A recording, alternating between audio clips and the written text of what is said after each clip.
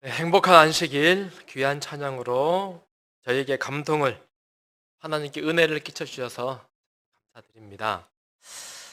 이 시간에는 최고의 법이라는 제목으로 함께 하나님 말씀을 나누겠습니다. 마가복음 9장 38절부터 50절 몇 절만 좀 봉독하겠습니다. 누구든지 너희가 그리스도에게 속한 자라 하여 물 한 그릇이라도 주면 내가 진실로 너희에게 이르노니 그가 결코 상을 잃지 않으리라.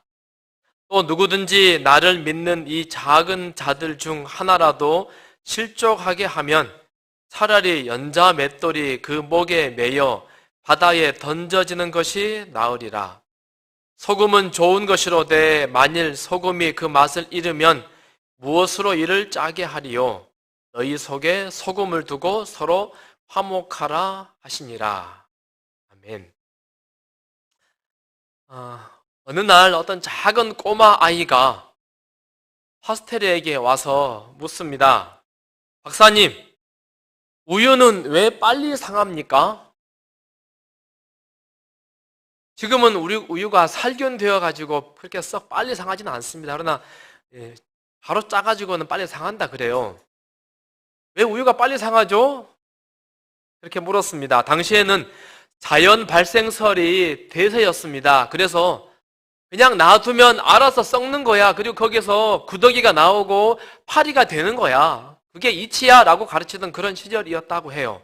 그런데 파스테르가 그냥 쉽게 대답하지 않고 아이의 작은 질문에 귀를 기울이고 정말로 왜 우유는 빨리 상할까를 고민하고 연구하고 생각합니다. 그래서 우리가 아는 것처럼 박테리아라고 하는 소위 세균을 파스테르가 발견하게 되지요. 그리고 이것을 어떻게 하면 제거할 수 있을까를 고민하다가 지금 우리가 알고 있는 그런 많은 인류에게 공헌을 하게 되는 일이 생겼다라고 합니다. 언젠가 인류를 질병으로부터 가장 많이 살려낸 사람이 누구인가 라고 하는 조사를 했더니요, 설문조사에 의하면 1위가 파스텔이었다라고 이야기합니다. 지나가는 아이가 한마디 툭 던진 것 그 이야기를 귀담아 듣고 어떻게 내가 정직하게 잘 대답해 줄까를 고민하고 하다 보니까는 인류를 위해서 크게 공헌하는 정말 위대한 과학자가 되었다라고 하는 것이지요. 제가 이 이야기를 들으면서요, 오늘 안식일 누군가가 우리 어린 아이든지 아니면 혹시 정말 연약한 어떤 성도가 한마디 지나가면서 툭 던지는 말에 내가 성의 있게 최선을 다해서 고민하고 답해주면 파스테르처럼 뭐가 될 수 있어요? 혹시라도 세계적인 인류를 공헌하는 사람이 될 수도 있겠다 이런 생각을 가져봅니다. 우리가 마음을 열고 작은 소리 하나라도 어린 아이들의 이야기를 할지라도 귀담아 듣고 반응해 줄 수 있는 그런 안식일 되면 얼마나 좋을까라고 바람을 가져봅니다. 너무도 부러워할 만큼 금슬이 좋은 한 부부가 있었습니다. 결혼 60주년. 혹시 우리 교우 중에 60주년 지난 분 계십니까? 야, 김점래 집사님, 네. 또 있습니까? 네. 두 분의 기념식을 하기 위해서 많은 사람들이 모였습니다. 그리고는 어떤 분이 물었습니다. 할머니, 두 분이 60년 동안이나 그저 그렇게 사시는 거 아니에요? 정말 금슬이 좋았답니다. 어떻게 할머니, 할아버지는 그렇게 금슬이 좋으시지요? 하고 물었습니다. 그랬더니 할머니가 말합니다. 자, 아내 되시는 분들, 여자분들 한번 읽어보겠습니다. 항상 시작.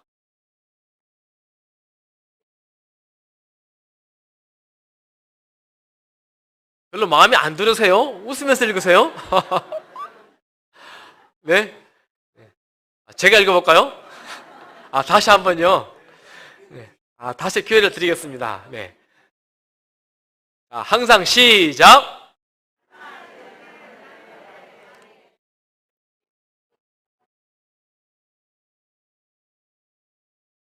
네. 제가 볼 때 장영희 집사님 소리가 가장 큰 것 같습니다.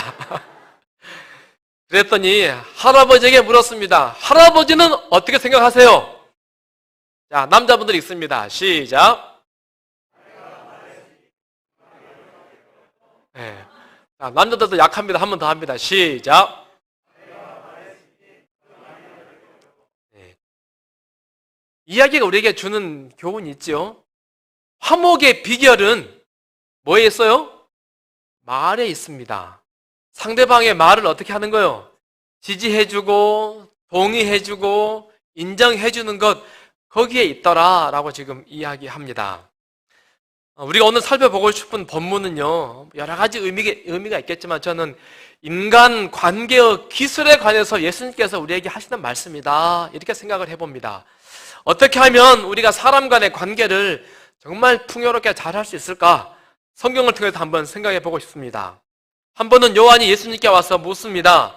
요한이 예수께 여짜오되, 선생님, 우리를 따르지 않는 어떤 자가 주의 이름으로 귀신을 내쫓는 것을 우리가 보고 우리를 따르지 아니함으로 금하였나이다. 선생님, 어떤 사람이 예수 이름으로 귀신을 쫓아냅니다. 제자도 아니면서. 그래서 우리가 하지 마라 그랬습니다. 그랬더니 예수님이 뭐라 하세요? 금하지 말라. 우리를 반대하는 자가 아니면 우리를 위하는 자다 라고 그렇게 말씀하십니다. 그리고 이어서 말씀하시기를, 누구든지 너희가 그리스도에게 속한 자라 하여 물 한 그릇이라도 주면 내가 진실로 너희에게 이르노니 그가 결코 상을 잃지 않으리라. 너희에게 누가 어떻게 대하니? 그거 어떻게 우리가 받아들여야 되는지를 지금 설명하고 있습니다. 그리고 이어서 결론으로 말씀하십니다. 소금은 좋은 것이로되 만일 소금이 그 맛을 잃으면 무엇으로 이를 짜게 하리요? 너희 속에 소금을 두고 서로 화목하라 하시니라. 그리스도인은 성도란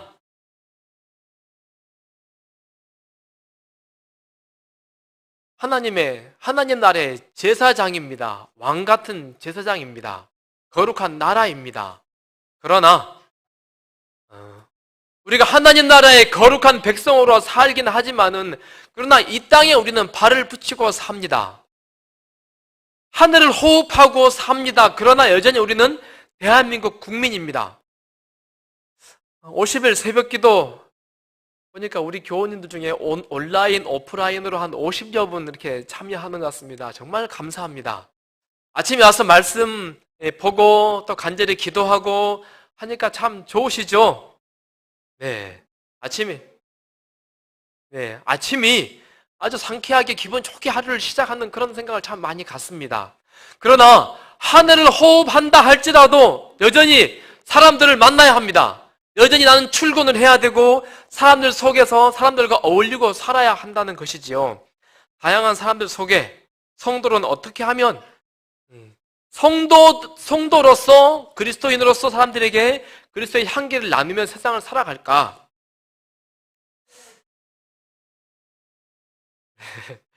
지난 80년간 하버드 대학교에서 어떻게 하면 사람은 행복할까? 무엇이 인간을 행복하게 만드는가에 관해서 연구했답니다. 몇 년을요? 80년을. 사람들을 정해놓고 계속 2년 터울로 행복도를 체크해가는 것입니다. 그리고는 2015년도에 하버드 대학의 로버트 월딩거라고 하는 교수가 드디어 사람들에게 보고합니다. 무엇이 인간을 행복하게 만드는가? 무엇이 인간을 행복하게 만들까요? 돈? 명예? 당연히 아니겠죠. 무엇이 인간을 행복하게 만들까? 열심히 노력하고 애를 쓰고 인내하고 해가지고 뭔가를 결과물을 얻었어요.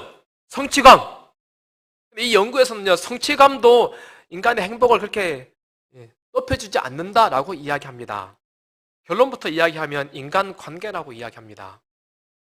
그리고는 이 하버드 대학교에서 이 인간관계에 관한 3가지를 요약해서 이야기하는데요. 첫 번째는요, 가족, 친구, 공동체, 이들과 긴밀한 관계를 느끼는 사람들이 더 행복감을 느끼더라. 외로움, 고독은 행복의 정말 독약이라고 이야기합니다. 두 번째, 얼마나 많은 사람들과 관계를 유지하느냐 보다도 얼마나 소수를 할지라도 깊이 있게 친밀감을 가지고 살아가는가가 행복감을 훨씬 더 높여주더라 라고 말합니다. 그리고 세 번째, 좋은 관계가 몸과 마음뿐만 아니라 우리의 두뇌의 구조까지도 바꾸더라 라고 이야기합니다. 정말 친한 사람, 정말 가족과 내 가까우면, 나의 친구들과 정말 가깝게 지내면 우리 투뇌의 구조까지도 바뀌더라 라고 지금 이야기하는 것입니다. 그렇다면 하늘 시민이지만 대한민국 국민으로 살아가는 우리들, 어떻게 하면 올바른 인간관계, 성공적인 삶을 살아갈까? 오늘 본문은 이렇게 말하는 것 같습니다. 첫 번째, 높은 자존감을 유지하라. 한번 따라 해보실까요? 높은 자존감을 유지하라. 누구든지 너희가 그리스도에게 속한 자라 하여 물 한 그릇이라도 주면 내가 진실로 너희에게 이르노니 그가 결코 상을 잃지 않으리라. 그리스도에게 속한 자가 뭐죠? 누구죠? 우리 쉬운 성경에는요, 그리스도의 사람이라고 그렇게 해놨어요. 그리스도인이지요. 다시 말하면요, 그리스도인에게 누군가가 물 한 잔이라도 주면 예수님께서 어떻게 하신다고요? 물 준 그 사람을 결코 그냥 넘어가지 않겠다라고 이야기하세요. 제가 어느 날 이 말씀이 눈에 들어왔어요. 누구든지 예수 믿는 나에게 물 한 그릇이라도 주면 하늘에 계신 하나님께서, 예수님께서 잘한다 하고 끝나는 것이 아니라 그 사람에게 뭐 한다고요? 나에게, 그리스도인에게 물 준 사람에게 뭐 한다고요? 상을 결코 넘어가지 않겠다고 꼭 기억하셔서 그 사람에게 상을 베풀어 주시겠답니다. 이번 주 혹시 누가 여러분에게, 우리 교인들에게 호의를 베풀어 줬습니까? 혹시 여러분에게 누가 물 한 그릇 주셨나요? 차 한 잔 사 주셨습니까? 아니면 작은 선물 하나 여러분에게 주셨습니까? 따뜻한 위로 한마디 여러분에게 건네주셔서 여러분 마음에 큰 위로를 받으셨습니까? 예수님께서 어떻게 하신다고요? 그리스도인에게 호의를 베푼 사람을 하나님께서 그냥 넘어가지 않는다고요. 이게 무슨 이야기입니까? 하나님께서 그리스도인을, 나를 얼마나 사랑하시고 얼마나 위하시는가를 지금 우리에게 말씀해 주고 있는 것입니다. 얼마나 큰 특권입니까? 내가 무엇이간데 나에게 복을 주시는 것도 물론이지만은 나에게 선하게 대해주는 그 사람도 하나님이 그냥 넘어가지 않으신다라고 우리에게 이야기합니다.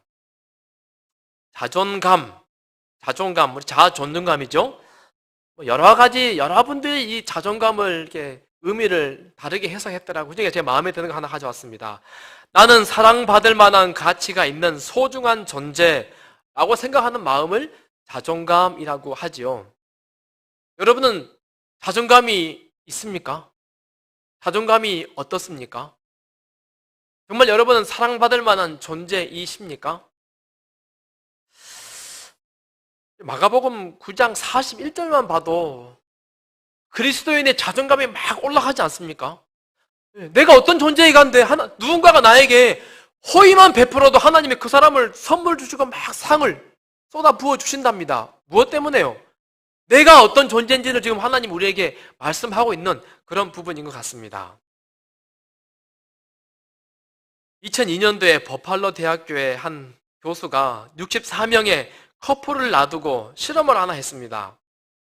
남자, 여자 쌍들을 다 한 곳에 모아놓고 자존감 테스트를 한 것입니다. 자존감이 얼마나 높고 낮나를 쫙 검사를 했어요.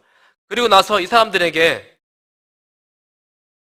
설문지를 하나 줍니다.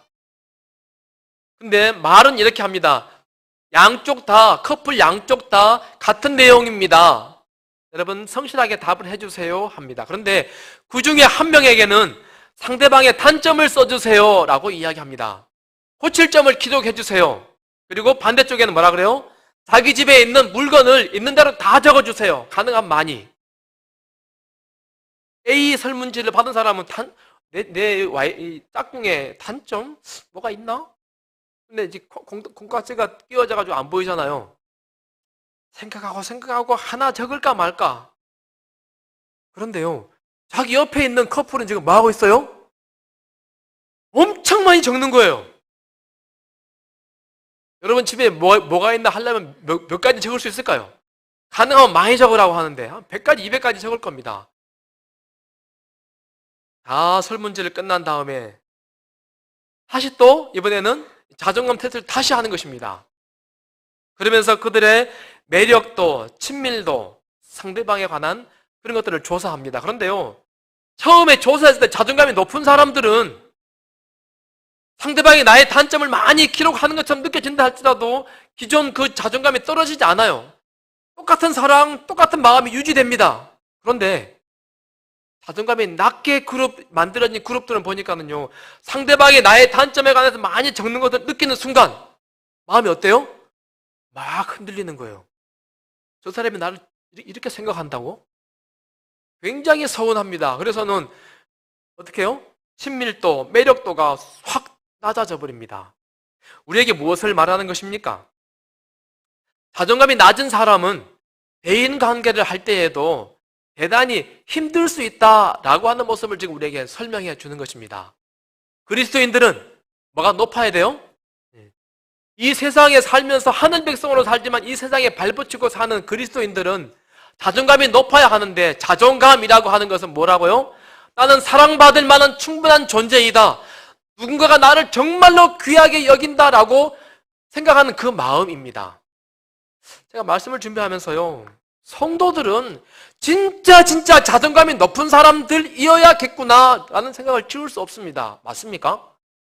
우주의 하나님께서, 창조주 하나님께서, 우리 대통령보다 훨씬 높으신 우주를 지으신 그 하나님께서 내가 무엇이간데 나 때문에 이 땅에 오셔서 온갖 모욕을 다 경험하시고 뭔가 비난을 다 받으시고 얼굴에 침뱉음을 당하시고 십자가에 못이 박히시고 죽으셨어요. 내가 무엇이간데. 그리고는 하늘로 가셔서 우리에게 뭐라 하세요? 어디 감히 나의 사랑하는 아무개에게 물 한 잔만 줘도 내가 그 사람에게 내가 선을 대하겠노라고, 상을 주겠노라고. 당신의 손바닥에 나의 이름을 기록하시고 오늘도 하늘 지성소에서 우리를 위해서 중보하시면서 나의 사랑하는 아무개 위하여 기도하시는 하나님. 십자가를 생각하는 사람은 자존감이 떨어질 수가 없는 것입니다. 혹시 주변에서 누가 나를 모욕하고 욕하고 사사로운 말 한마디를 던진다 할지라도 전혀 흔들릴 이유가 없습니다. 왜요? 우주의 하나님께서 나를 이렇게도 사랑하시고 이렇게도 극진하게 돌보시고 보호하시는데 무엇이 걱정이 있느냐라고 하는 것이죠. 높은 자존감의 비밀은 십자가인 것 같습니다.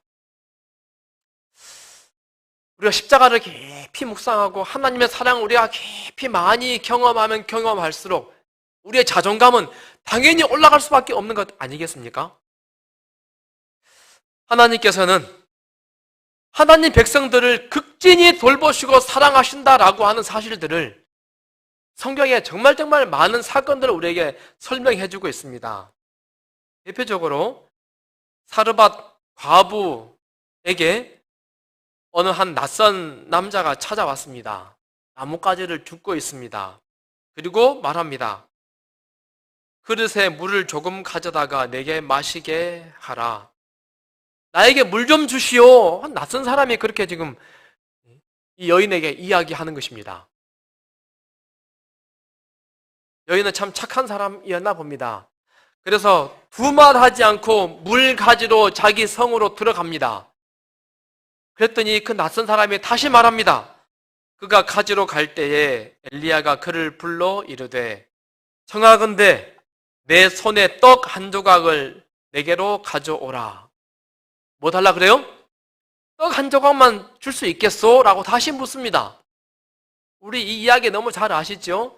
이 여인은 지금 오랜 몇 년 동안의 흉년 때문에 굶주리고 살았어요. 그래서는 마지막에 남은 밀가루 털털 털어가지고 자기 아들하고 떡 해가지고 먹고 이제는 먹을 게 없기 때문에 굶어 죽어야겠다라고 생각하고 소위 마지막 음식 먹기 위해서 지금 준비하고 있는 그런 여인이었잖아요. 여인이 고민했을 겁니다. 그러나 낯선 이 사람에게 음식을 제공해 줍니다. 우리 그리고 이 이야기 잘 아시죠? 엘리야에게 음식을 나눠줬더니 하나님께서 그 통에 밀가루가 더 이상 떨어지지 않고 기름이 더 이상 떨어지지 않고 흉년이 끝날 때까지 계속해서 기적적으로 음식이 공급되었다라고 성경이 우리에게 이야기하지요. 이 말씀을 우리에게 주신 교훈의 이유가 무엇일까? 부조와 선지자 왕에는 이렇게 말합니다. 과부는 이제까지 모든 나그네를 친절하고 너그럽게 접대하였다. 근데요, 이 여인은요, 그날만 그렇게 마음이 움직여서 한 게 아니잖아요. 그죠? 모든 사람들에게, 그에게 찾아오는 모두에게 선을 베풀고 너그럽게 대했던 그런 여인이었습니다. 사르밧은 이스라엘 북쪽, 국경 너머 땅이에요. 이방인 지역입니다. 이 여인은 이방인입니다. 자기 집에 오는 사람들에게 선대했어요. 누가 왔을까요? 주로 자기 마을, 아니 근처 마을들, 이방인들이었을 것입니다. 여인은 이방인으로서 끊임없이 이방인들에게 선을 베풀었습니다. 그러나 그럴 때에는 특별한 기적이 없으나 봅니다. 그런데 이날 굶주린 한 남자가 찾아왔어요. 이 사람은 하나님의 사람이었습니다.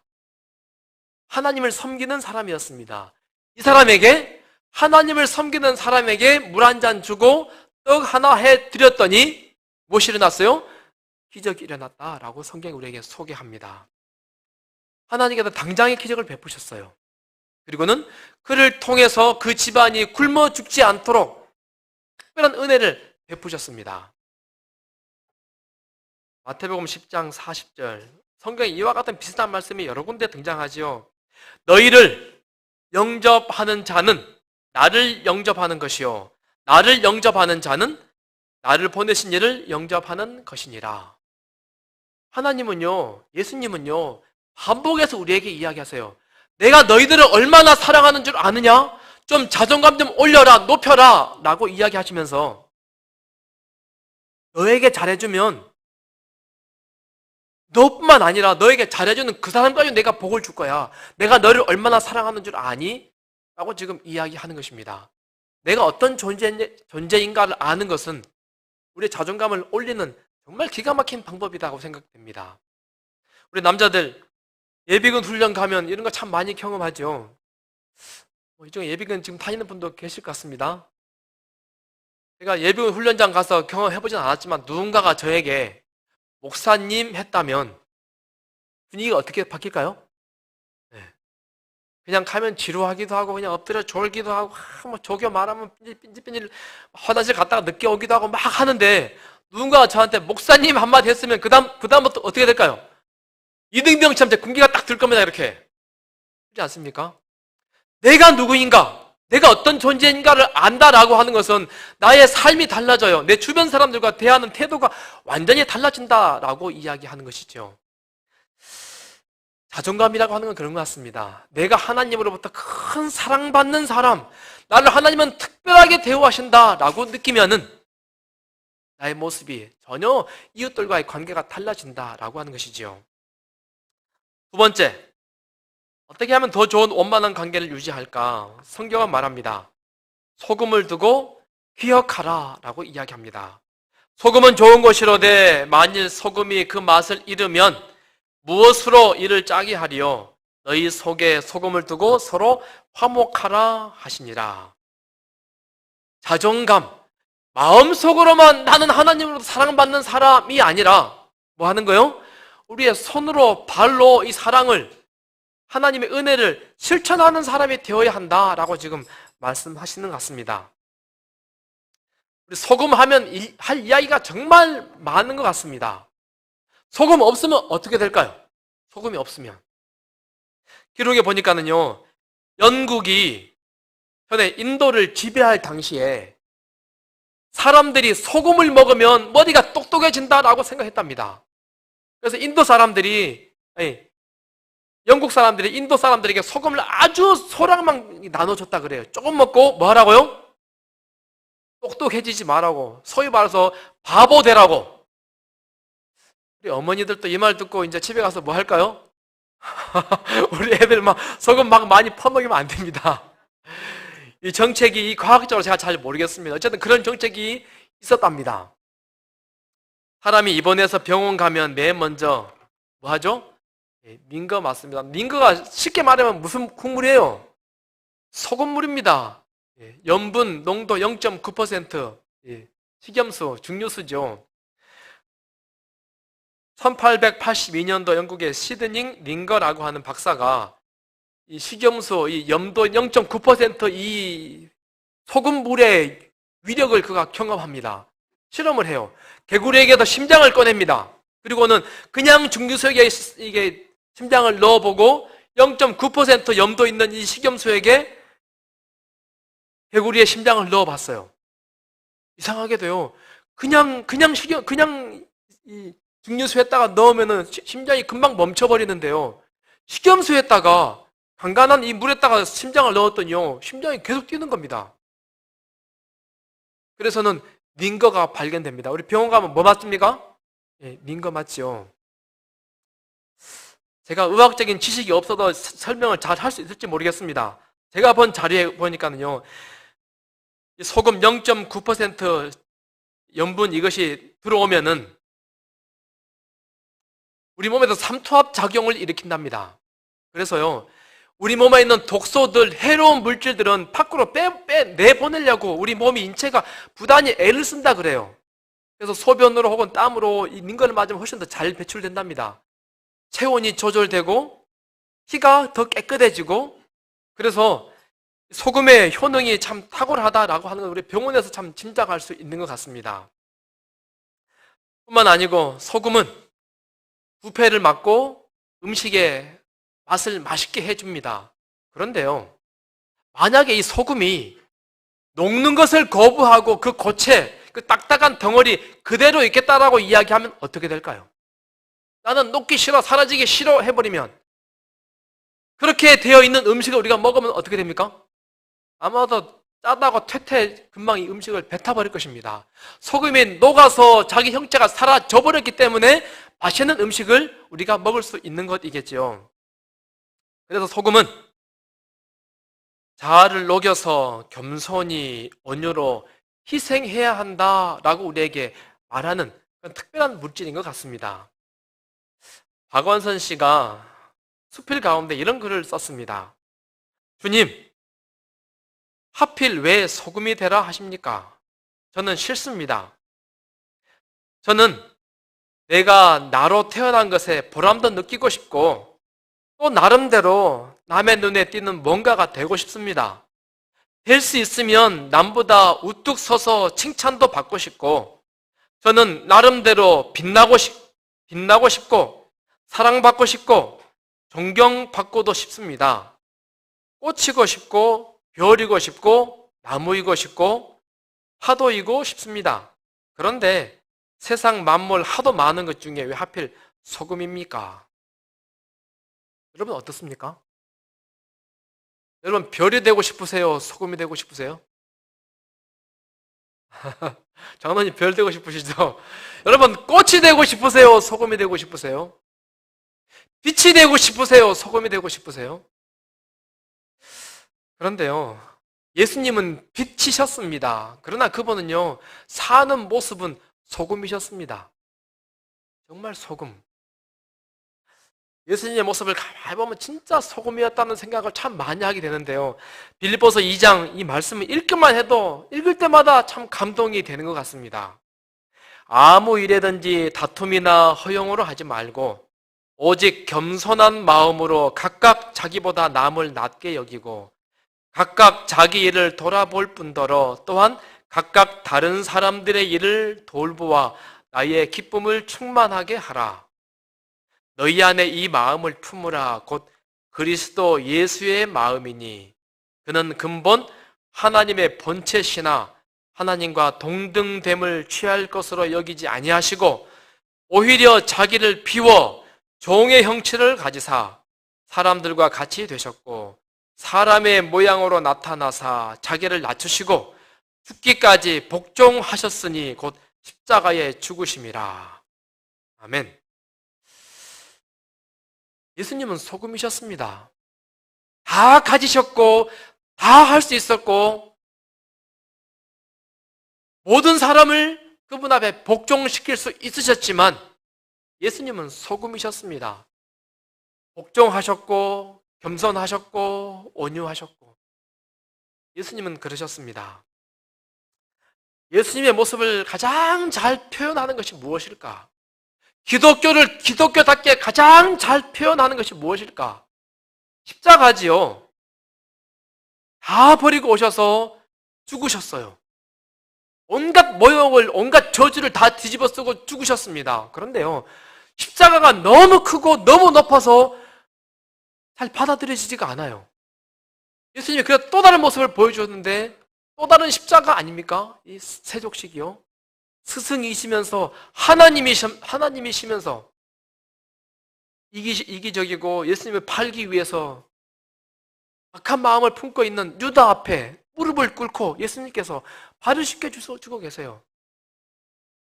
왜 이놈 내 이놈 왜 그랬니 한마디 하지 않으시고 할 수 있는 대로 다 사랑을 표현해서 발을 씻기고 있는 이 예수님의 모습. 위에 있는 우리 조형물은 삼육대학에 있는 동상이죠. 예수님께서 발을 씻기시는 모습. 사실 우리 모든 성도들이 이 소금, 예수님의 이 모습을 마음에 깊이 새겨 담고 사람들에게 이러한 자세로 다가가면 우리가 불편할 사람이 어디 한 명이라도 있을까요? 정말 행복하고 아름다운 인간관계를 우리가 유지할 수 있지 않을까 생각해 봅니다. 여러분 기억하십니까? 이게 무슨 사진이죠? 작년에 장막회 평신도 신학 했던 우리 영상으로 우리 했죠. 제가 미디어 팀장하고요. 그 다음에 한 10명 정도 우리 팀원들이었어요. 영상으로 장막회 평신도 학교를 하기 때문에 소위 영상팀이 대부분의 일을 거의 다 맡아서 하는 것입니다. 80% 90% 이상 다 영상팀이 하는 것이죠. 우리 문 전도사님, 지 전도사님 우리 같은 팀원들이었습니다. 그래서 우리 전동건 목사님 설교 영상 찍기 위해서 재림연수원 일부러 1박 2일 가가지고 밤새 촬영하고 다음날 또 촬영하고 내려왔어요. 그리고는 우리 팀원들이 밤새 설교 편집하고 썸네일 만들고 유튜브에 올리고 시간 되면 이거 올리는 작업들을 일주일 아니 거의 한 달 동안 계속 저희가 정말 애쓰고 노력을 했습니다. 그런데요, 재밌는 것은 대부분의 일들을 우리 미디어 팀들이 다 일하고 있는데 와 수고하시네요. 정말 잘했습니다. 최고입니다. 누가 칭찬받아요? TV 나온 사람들이. 맞습니까? 그리고요, 홍보하는 사람들. 여러분, 영상 제발 좀 봐주세요. 카톡 보내니까 감사합니다가 오더라고요. 제가 순간 이런 생각이 드는 거예요. 인간적인 생각이. 사실은 일은 다 누가 했는데. 미디어가, SU 가서 영상 촬영하고 오고 편집하고 지금도 보이지 않는 곳에서 계속 일하고 있는데, 물론 미디어에게도 감사합니다 한 사람이 없는 건 아니었습니다. 그런데 대부분 다 보여지는 사람들에게만 감사합니다 박수를 치는 것입니다. 제가 이 행사 다 마무리하고 우리 미디어 팀들 다 모아놓고 그랬습니다. 미디어 사역은 정말 소금 사역이네요. 아무도 보이지 않아요. 아무도 알아주지 않아요. 그러나 녹고 녹아서 보이지 않게 헌신하고는 일이 잘 굴러가도록 돕는 것, 이거 예수님의 사역 최고의 일이 이것 아닐까? 이런 생각을 제가 가져봤습니다. 이 시간도 우리는 지금 이렇게 예배 드리고 있지만 보이지 않는 곳에서 헌신하고 봉사하는 분들 있죠? 어디 있습니까? 보이지 않는, 지금 보이지도 않아요. 화면 넘겨줘야죠. 소리 테스트 해야 돼야죠. 조명 확인하고 봐야 되죠. 우리 50일 새벽 기도 하는데 누가 제일 고생하는 줄 아십니까, 여러분? 누가 가장 고생할까요? 앞에 와서 마이크 잡고 이야기하는 절까요? 낭독하는 우리 집사님들일까요? 누굴까요? 방송실에 우리 두 전도사님요. 일찍 와서 다 불 켜고 그 다음에 영상 나갈 수 있도록 조작하고 PPT 실장 계속 PPT 넘기고 있고 보이지 않아요. 우리 어린이 사역, 또 청소년 사역, 어린 애들이기 때문에 뭔가 결과가 잘 보이지 않습니다. 그러나 이것들이야말로 예수님이라면 하셔야 되는 소금 사역 아니겠습니까? 하나님은 우리에게 말씀하십니다. 소금을 두고 소금으로 화목하라. 소금처럼 살아라. 그분은 빛이셨지만은 확 빛나기보다도 복종하고 종이 되시고, 우리 성경 보면 예수님께서요 일부러 피하셨다라는 부분이 얼마나 많은지 몰라요. 드러내고 일하지 않으셨다는 모습이 성경에 얼마나 많은지 몰라요. 예수님은 소금이셨습니다. 성경은 말합니다. 너희가 만일 성경에 기록된 대로 내 이웃 사랑하기를 내 몸과 같이 하라 하신 최고의 법을 지키면 잘하는 것이다. 저는 이 말씀이 소금이 되라, 소금이 되는 것이 제일 잘하는 것이다 라고 지금 이야기하는 것입니다. 이웃들에게 하나님 앞에 충성하는 것, 이것을 성경은 최고의 법이라고 이야기합니다. 오늘 예수님을 더 많이 닮아가는 우리가 되기를 간절히 소망합니다. 예수님처럼 더 겸손하게, 더 낮추고, 더 복종하고, 더 종이 되기 위해서 애를 쓰는 그런 우리 빛고울 모든 성도들이 되어서 비록 이 땅에 살지만은 하늘과 호흡하는 사람으로서 하나님께 영광 돌리고 이웃들과 더 좋은 관계로 살아갈 수 있는 우리 모두가 되기를 간절히 소원합니다. 말씀을 줄입니다. 높은 자존감. 하나님이 나를 집중하고 있습니다. 나를 집중하여 나를 관찰하고 나를 돕고 계십니다. 그리고 나뿐만 아니라 나에게 무엇인가를 선대하는 사람들까지도 하나님은 기억하시는 그런 분이십니다. 나는 그만큼 훌륭하고 소중한 존재들입니다. 그리고 소금이 되자라고 이야기 드립니다. 별이 되기보다는 또가 없어지는 소금, 꽃이 되기보다는 또가 없어지는 소금, 빛이 되기보다는 또가 없어지는 소금, 소금이 되기를 다시 한번 간절히 결심하고 예수님을 닮아가는 우리 모두가 되기를 바라며 말씀을 줄입니다. 기도하겠습니다. 하나님 아버지, 저희들은 힘이 부족합니다. 환하게 빛나는 꽃이 되고 별이 되고 빛이 되고 싶습니다. 그러나 하나님, 예수님께서 그러셨던 것처럼 겸손하게 낮아지고 복종하고 종이 되고 그렇게 희생할 줄 아는 그런 그리스도인들 우리 모두 되도록 인도하여 주옵소서. 속상할 때마다, 억울할 때마다, 그럼에도 불구하고 하나님은 나를 아시지, 예수님께서 나를 정말 정말 사랑하시지, 나를 위해서 죽으시고 나를 최고로 사랑하시지, 그 자존감을 잃어버리지 않도록 매 순간마다 우리와 함께하여 주옵소서. 함께하시